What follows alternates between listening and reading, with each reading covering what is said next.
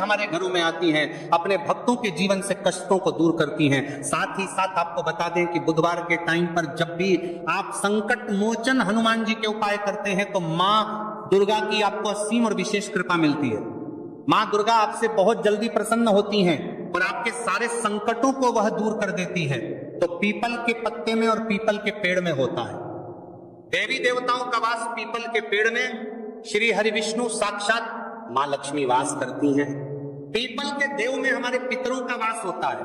People का जो पेड़ होता है इसका पूजन करने से शनिदेव की कृपा, उनका आशीर्वाद मिलता है। और पीपल का पत्ता जो है इसका उपाय बुधवार में करने से व्यक्ति के जीवन से बड़े से संकट और कष्ट दूर हो जाते हैं, जिसमें कि शत्रु और आपके दुश्मन जो हैं ये पूरी तरह परास्त हो जाएंगे और कभी भी आपका कुछ नहीं बिगाड़ पाएंगे अगर ये उपाय आप करते हैं। तो देखिए ये उपाय स्त्रियां भी कर सकती हैं, पुरुष भी कर सकते हैं। किसी भी दिन आप इस उपाय को कर सकते हैं, ठीक है ना। इसमें दिन आपको नहीं देखना है कि किस दिन करें, जिस दिन आप चाहा उस दिन इस उपाय को आप कर सकते हैं। तो बुधवार एकादशी के दिन आपको पीपल का पत्ता तोड़ना नहीं है, उससे एक दिन पहले ही तोड़कर आप पीपल का पत्ता ले आए, या गिरा हुआ जो पत्ता होता है पीपल का वो आप ले लें, ठीक है ना। बस इस चीज का आपको ध्यान रखना है कि बुधवार एकादशी के दिन पीपल के पेड़ से कोई भी पत्ता हम नहीं तोड़ते हैं। इस चीज का आपको विशेष ध्यान रखना है। तो आपको लेना है पीपल का एक पत्ता और शुद्ध जल से उसे साफ कर लेंगे।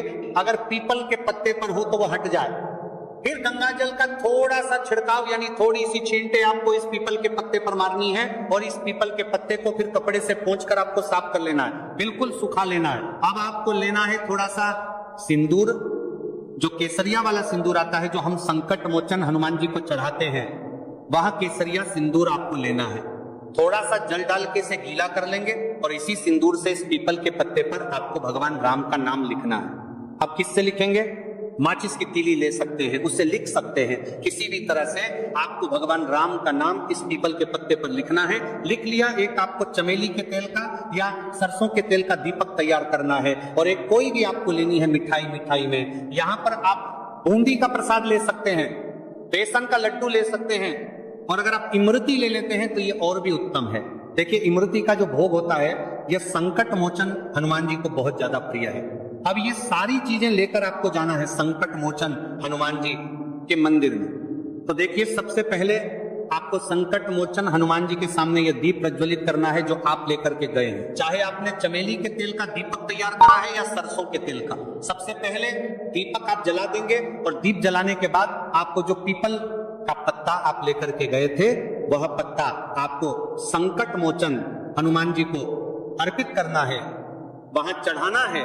और जो भी भोग में आप लेकर के गए हैं, चाहे आपने बेसन के लड्डू लिए, बूंदी का प्रसाद लिया या फिर इमरती, जो भी कुछ आपने लिया है उसका भोग लगाना है और संकट मोचन हनुमान जी से आपको प्रार्थना करनी है कि हे जगत का कल्याण करने वाले संकट मोचन हनुमान जी, संकटों को हरने वाले मेरे जीवन से शत्रु और दुश्मनों को भी दूर कर दीजिए। शत्रु का कल्याण करने वाले संकट मोचन हनुमान जी से चार कर दीजिए, या कराया तंत्र मंत्र सब कुछ हट जाए, ऐसी कृपा मुझ पर कीजिए।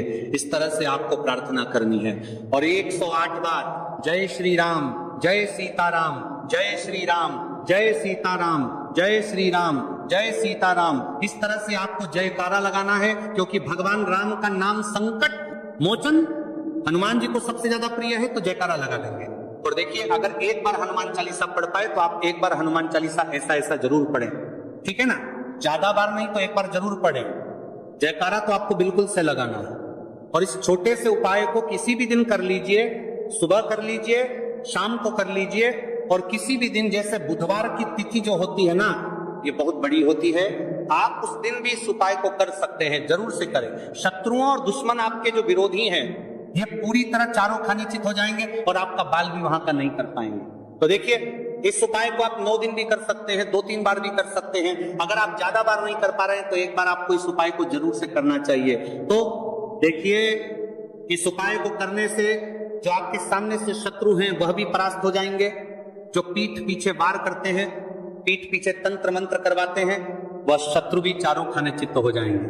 बस छोटा सा उपाय है, जरूर करें। तो देखिए अब बात कर लेते हैं अपने बहुत छोटे से उपाय की, जिसे बुधवार में करने से आपकी हर मनोकामना पूरी हो जाती है। ये उपाय आप अपने घर पर ही कर सकते हैं, कहीं जाने की आप आवश्यकता नहीं है।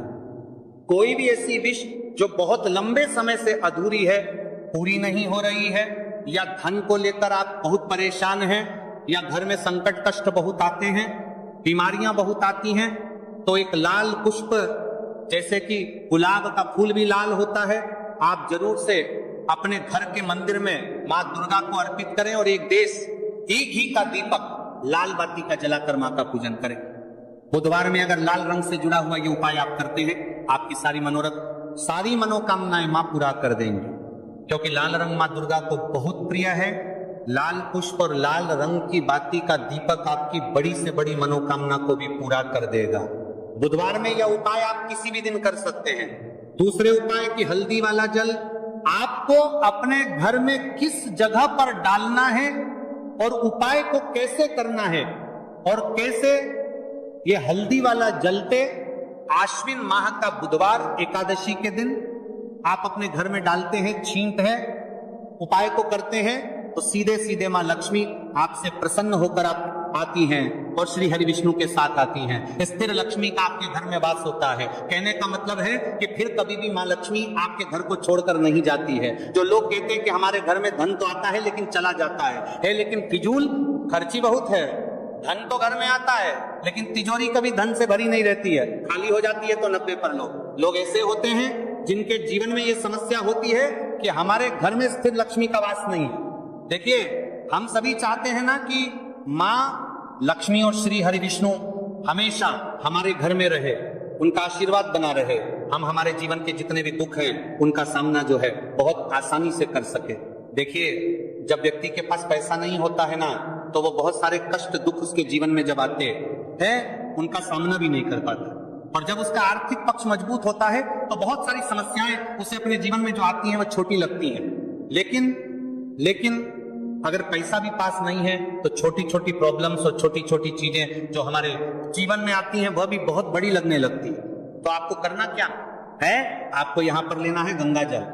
तो देखिए, सबसे पहले तो आपको अपने पूरे घर में गंगा जल का छींटा लगाना है, ठीक है ना। गंगा जल आपके घर से जितनी भी नेगेटिव एनर्जी होती है उसे बाहर कर देता है, ठीक है ना।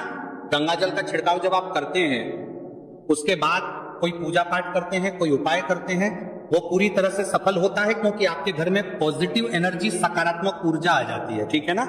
तो इतना करने के बाद आपको क्या करना है, एक लोटे के अंदर या एक कटोरी किसी भी चीज के अंदर आपको अपने घर का शुद्ध जल लेना है।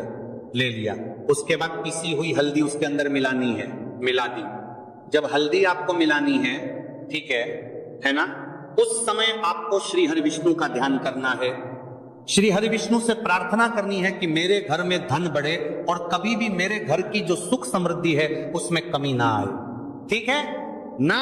जब आप जल मिला लेंगे उसके बाद आपको तुलसी का एक पत्ता लेना है। तुलसी का पत्ता पहले ही तोड़ लें। बुधवार एकादशी के दिन भूलकर भी आपको नहीं तोड़ना है तो वाले दिन नहीं तोड़ेंगे, उससे पहले ही तुलसी का पत्ता तोड़कर रख लें। अगर आपके घर में तुलसी का पौधा इस टाइम सूख गया है, नहीं है, तो जहां पर भी आपको तुलसी का कोई पत्ता मिल जाए, एक पत्ता आप ले आए, उस तुलसी के पत्ते से आपको अपने पूरे घर में उस हल्दी वाले जल का छींटा लगाना है। सबसे पहले घर के मंदिर में लगाएंगे, ठीक है ना। फिर जितने भी रूम हैं, कमरे हैं, वहां पर लगाएंगे, घर के मुख्य द्वार पर लगाएंगे। इस तरह से जब आप उपाय करते हैं तो आपके घर में कभी भी धन की कमी नहीं होती है, धन में वृद्धि होती चली जाती है और धन आपका हमेशा बढ़ता है। देखिए, अगर तुलसी का पत्ता आपको नहीं मिलता है तब आप किसी भी छोटी सी पूजा वगैरह की जो चम्मच होती है उससे भी छींटा लगा सकते हैं। तो देखिए, जब भी आप अपने घर में बुधवार एकादशी के दिन हल्दी के पानी का छींटा लगाते हैं तो इससे श्री हरि विष्णु मां लक्ष्मी के साथ आपके घर में आते हैं और स्थिर रूप से आते। ये मतलब कभी भी आपके घर को वो छोड़कर नहीं जाते। तो देखिए, हल्दी जो है ये जुड़ी है श्री हरि विष्णु से, आपकी कुंडली में गुरु को मजबूत करती है, आपके जीवन में सुख और सौभाग्य को खींच कर लाती है, धन को खींच कर लाती है, मां लक्ष्मी को प्रसन्न करती है। जिस तरह से हल्दी खाने का स्वाद बढ़ा देती है, बहुत बड़ी बड़ी बीमारियों को दूर कर देती है, उसी तरह से